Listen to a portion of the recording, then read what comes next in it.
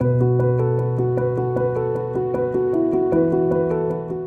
Rangers pitching staff completely imploded on itself at the back portion of the 2023 season. Not only did the starting pitching regress, but the bullpen was almost comically inconsistent. After the July 3rd meltdown against Houston, Will Smith racked up a .626 ERA the rest of the season and put up 3 more blown saves along with 5 losses. Josh Sborz in the 17 innings he pitched after July 3rd had a horrifying .987 ERA and 4 losses of his own. The Rangers starting rotation, which was a genuine pillar of success in the first half, began its downward spiral at the same time too. These are the ERAs of the 5 primary starters the Rangers relied on through their first 85 games of the season.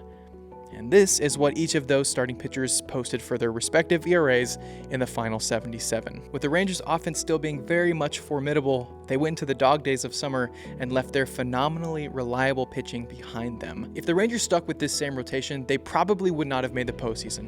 And to be fair, they almost didn't. But hope was not lost to the Rangers, as Chris Young was still very much an active GM and a part of this team. He knew as a pitcher that injuries and player regression is a normal part of any baseball season, and there were still a few days left before the MLB trade deadline. CY now had an opportunity to provide some much-needed life to this team. With all the emotion that came from their previous series in Houston, not to mention the new identity of the struggling pitching staff, some added stability would be huge for this battered roster. Shortly after the Rangers won their last regular season game in Houston, they would then go on to acquire massive pitching reinforcements in Jordan Montgomery, Chris Stratton, and Max Scherzer. These reinforcements helped the Rangers ride a 12-5 run into mid-August, taking them back to 3.5 games atop the AL West and bring a massive sigh of relief to their fan base. Both of these starting pitchers during the stretch would go a combined 5-1 and only allow 9 runs over 38 innings. It was a complete 180 from what had been happening with the pitching rotation up to this point. By the conclusion of the trade deadline, Chris Young had acquired Aroldis Chapman,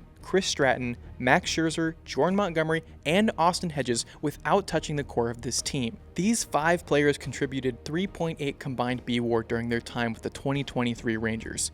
No matter the price tag of each of them, their direct contributions helped this team win games, and if that so happened to be the rough equivalent of 4-ish games, an 86-76 record wouldn't have been enough for the Rangers to punch their ticket to October. By August 15th, the team's record was a year-best 72-48, but it felt like this team had been flirting with disaster for almost an entire month now. For instance, just a week prior, Josh Young took a 109-mile-an-hour line drive off the thumb from Josh Bell, which threw him on the 10-day injured list. If it weren't for this injury, Young most likely would have taken the American League Rookie of the Year award away from Gunnar Henderson, as Young had better numbers all across the board on the day of this injury. Meanwhile, both Jonah Heim and Corey Seager had finished stints on the 10-day IL themselves, and then proceeded to immediately contribute offensively during the Rangers' season-high 8-game win streak in early August. There was good and bad all around, but the Rangers' track record stood for itself, and this team consistently found ways to win ball games. Unfortunately, what will almost always be remembered about this team during this month, though, will not be what happened in the first half. It will be what happened once this team hit that 72-48 mark on August 15th. 2 weeks earlier, at the start of the month, the Seattle Mariners were sitting at a 55-52 record and firmly out of the discussion for the AL West title. But by August 30th, they would put together an incredible string of 21 wins in a single month and head into the final month of the regular season at an unbelievable 76-57. The Rangers, on the other hand,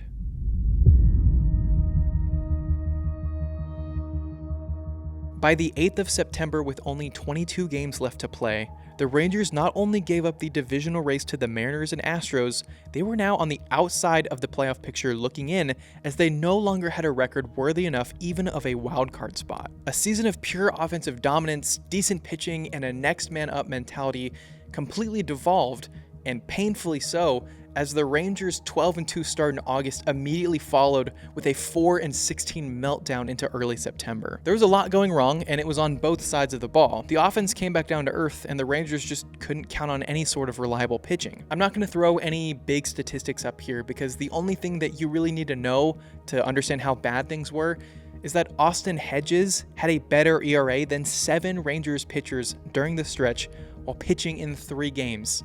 Times were very tough. It's truly incredible that the Rangers' 72-win record wasn't really even indicative of how well they were playing as a team. Their expected win-loss record before their embarrassing 20-game tumble out of the postseason picture was an even more eye-popping 78-42. That was the best record in the American League by a long shot, and not to mention they had lost the fewest amount of games to teams over 500. Before the Rangers' 20-game implosion, Fangraphs gave them a 96% chance of making the postseason and an 18.1% chance of making it to the World Series. Those odds had dropped to a 38% chance of making the postseason and a 3.6% chance of making it to the World Series, all in just a matter of weeks. These lesser-known numbers from the 2023 season just go to show how drastic and dramatically this team was falling from grace. The Rangers in this stretch lost series to Milwaukee, Arizona, Minnesota twice, and Houston. The Houston series was probably the most brutal out of all of them, as the Astros put up 39 runs in just 3 games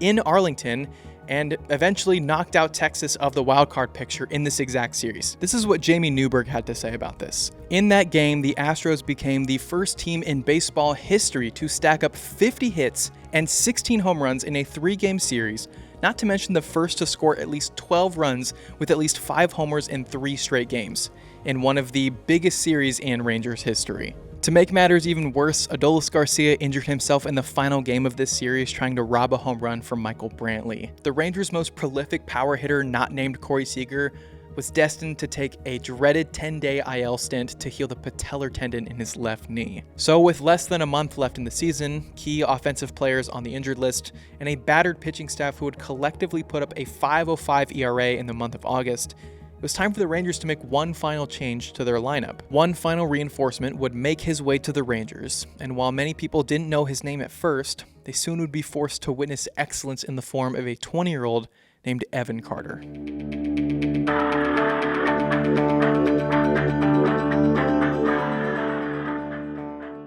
The Evan Carter experience began on September 8th in Arlington, and while it did end with another Rangers loss, Carter shined across the diamond. A single in his first at-bat, a stolen base, a walk, and an outfield assist all accompanied Carter's first day in the big leagues. It was only a taste of what was going to become a miracle September run for Evan Carter, where in his first 75 career plate appearances, he would post a ridiculous 1058 OPS. Out of 358 hitters with at least 30 plate appearances, Carter was 9th in Major League Baseball with a 1.2 F-WAR over the last 22 games of the 2023 season. The Rangers' record on the day of Carter's call-up was 76-64. The chances of coming back from such a drastic stretch of losing could be pretty difficult. Gut punches and all, the introduction of Evan Carter to this lineup was nothing short of monumental to the Rangers season, and Adolis spending a short period of time on the injured list may have truly been a blessing in disguise. After Carter's debut, they won their next 2 games in Oakland and then headed to Toronto for a 4-game series that may just have been the most important of the entire year. Toronto was in their own playoff conundrum, as the Rays and Orioles were both running away with the AL East. Another Rangers meltdown would more than likely bury the team into a record too poor to recover from, and with Toronto slightly ahead of the Rangers already in the wildcard standings, adding more distance would make the Jays' path to October pretty easy. At this point in the video, it's now finally time to learn about an incredibly important stat I will continue to bring up as the postseason becomes more and more important to this story, and you probably have never heard of it before. This is CLI. These 3 letters stand for Championship Leverage Index. It's a calculation that determines the importance of a singular game before it's played when it comes to winning a World Series, with the average regular season MLB game being at a 1.0. If anything, this is a storytelling metric. It measures the moment and gives much needed context to how important a certain game or event is for a team if they're wanting to make it to the World Series. If we look at CLI earlier in the season, opening day for the Rangers registered at a 0.89. Eovaldi's shutout against the Yankees was a 1.15. And the Rangers' 11-12 loss against Houston in July was a 1.75. However, this series in Toronto very much had the most on the line, as none of the 4 games in the series had a CLI less than 2.19, with Game 4 on September 14th ultimately reaching a 2.87. This genuinely was one of the most important series for the Texas Rangers if they wanted to have a genuine shot at making it to the playoffs. So despite Max Scherzer leaving the second game in this series with an injury, Eovaldi still building up stamina from his previous IL stint, Garcia and Young still on the IL, John Gray banged up, a 20-year-old left fielder with 10 plate appearances in the bigs, and a 15-year time period in which the Rangers had last swept the Blue Jays in Toronto, they did exactly that. The Blue Jays. Bouncer right side. Lowe has it. And Hernandez just does win the race to first. They get Varsho. And these fans in Toronto give one last Bronx cheer to the Blue Jays. What a sweep for these Texas Rangers. At the conclusion of this monumental series sweep, the Rangers found themselves the winners of 6 in a row. And just like that, we're now just a half game behind Houston for the AL West title. And they scored 35 runs in the process and flipped the script entirely by relegating the Blue Jays to a game behind Seattle for the final wildcard spot. For the first time in what had seemed like ages, the Rangers fully embodied the identity they had built themselves in the first half of this season. They scored double-digit runs twice and only gave up 9 total runs over their 4-game sweep. The Rangers would now, at the very least, come back from their miserable 2022 season and have a winning record, as their final victory in Toronto brought them to an 82-64 record on the year. With just 16 games left, the Rangers had Cleveland, Boston, Seattle at home, Los Angeles, and Seattle on the road to finish the season. Only 6 of these games would be at home, and it was 2 3-game series against Boston and Seattle. This would eventually mean that over a course of 30 days across the regular and postseason, the Rangers would only play 7 out of 25 games at home. Now, I'm getting a bit too ahead of myself here, but the point is that with how much travel that the Rangers were exposed to during the end of the season, I think this was something that may have played into the Road Warriors narrative the Rangers embodied during October. In the final homestand for the Rangers, they won 5 of 6 games, where they took 2 of 3 from Boston and then swept the Mariners, further pushing their chances to make the postseason in late September. Their final game against the Mariners at home was an epic yet highly tense 9-8 victory that vaulted them 2.5 games in the division with just 7 games left in the season. The same way that the Rangers struggled against the Astros, the Mariners struggled against the Rangers and had only won a single game out of the 9 they played against Texas to this point in the season. The Rangers had the blessing of a fairly pedestrian series next against the Angels. The Mariners and Astros were playing each other up in Seattle, and they were in the midst of their own biggest series up to that point. Houston would end up winning 2 of 3 against Seattle, and the Rangers would end up winning 2 of 3 against the Angels. And so that brings us to the final series of the regular season. And with just a few games left to play for the Mariners, Astros, and Rangers, this is what the standings look like at this point in the season.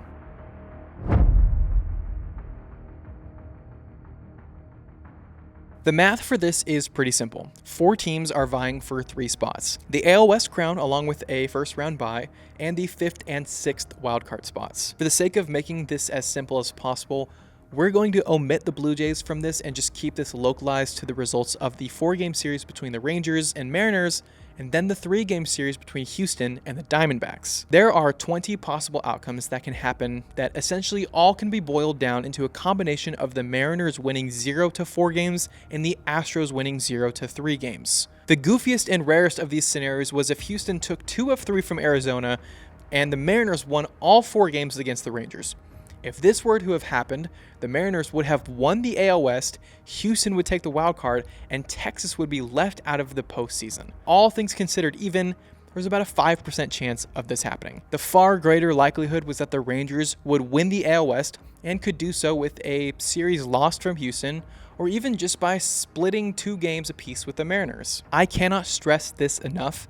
Out of all of the scenarios, there was about an 85% chance that the Texas Rangers would win the American League West. The only way in which Houston would win the division is if they, 1, swept Arizona, and 2, the Mariners had to win 3 of 4 games. No more and no less. We're once again talking about a 5% chance of this scenario happening. But in the event of number 1 on that list happening, it would mean that regardless of the outcome of the Mariners series, Houston sweeping would actually guarantee the Rangers being in the postseason, which means for the first time ever, there was a legitimate reason for the Rangers to cheer for the success of the Houston Astros. Now, I have checked the math on this plenty of times, but the Astros sweeping the Diamondbacks meant that they directly helped the Rangers punch an automatic ticket for October. The unfortunate consequence in Houston doing this meant that no matter the result of the Mariners and Rangers' final game, the Mariners would be left without a spot going into the final game of the season. I know I'm throwing a lot at you, but remember, this Mariners team was very hot,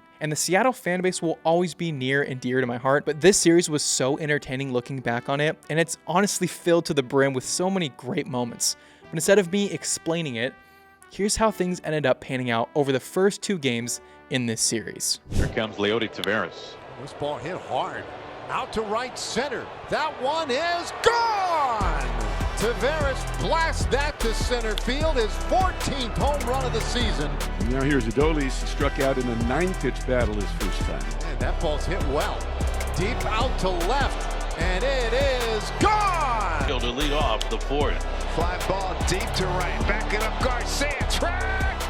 Reaches up, can't get it! Grounded out back to Gilbert. Quick one skipper. Crawford down to his wallet, picks himself up, fires a long throw on a rope over to first base. So that'll leave it up to J.P. Crawford to get a clutch base hit and try to win this game. Slicing drive, Carter back! He can't get it! And the Mariners win the game!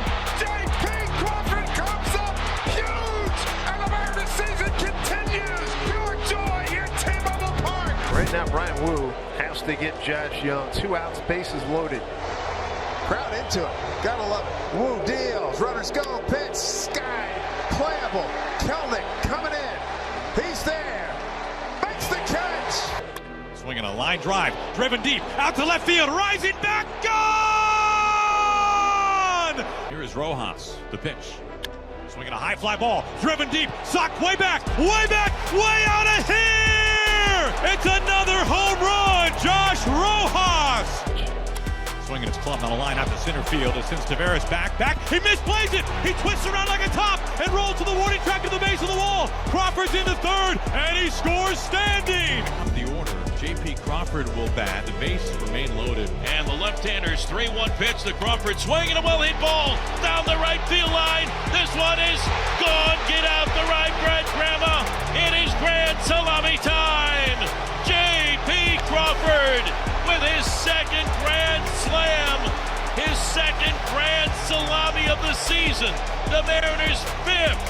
Holy smokes! And the Mariners now lead 8-0. And I'm telling you, everybody on their feet here at T-Mobile Park, they are raising the roof. As Seattle tallied its second win against Texas, Houston also tallied their second win against the Diamondbacks. This meant that the only way Seattle would make the postseason is if they won their 3rd consecutive game against the Rangers. But in game 161, the road to the postseason finally ended for the Seattle Mariners. With the Rangers winning 6-1 in that 3rd game in the series, it would be Houston, the Rangers, and Toronto making up the final 3 spots in the postseason. Who would have guessed that in the final regular season game of the year, the Rangers and Astros would still be battling for the AL West title? For Houston, they needed to both complete their sweep of the Diamondbacks and for the Rangers to lose their final game against the Mariners in order to win the division.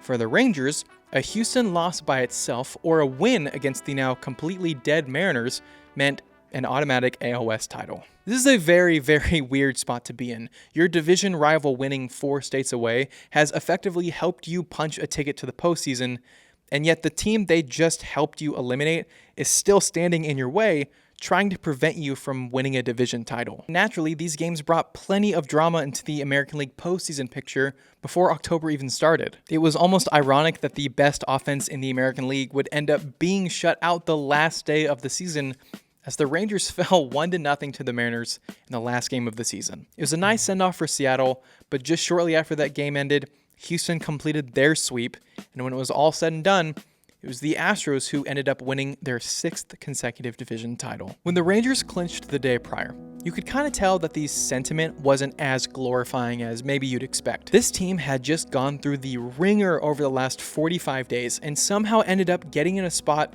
no one really expected them to be in. The highs and lows of all 162 games that made up the 2023 regular season were anything but ordinary. But this wasn't the main show. It wasn't even close to the best part of the Rangers' 2023 season. Forget Seager's MVP-esque campaign, the nearly 900 runs scored by this offense, or even the performances up and down the roster that helped bring this team to 90 victories. For the first time since 2016, the Rangers weren't done. They had punched their ticket to the postseason, despite being both unstoppable and completely laughable in the same season. They had blown more saves than they had converted. 2 of their premier starting pitchers were on the injured list. Their bullpen was 24th in Major League Baseball. Their offense battled injuries all season, and they lost their final series of the year pretty badly. It didn't matter. A long flight to Tampa and a match with the 99-win Rays the following day was up next. The journey to baseball immortality was about to begin for the Texas Rangers, and it started with this clip. A lot of people were wondering what it was going to be like if the Stros didn't win the division. I guess we'll never know.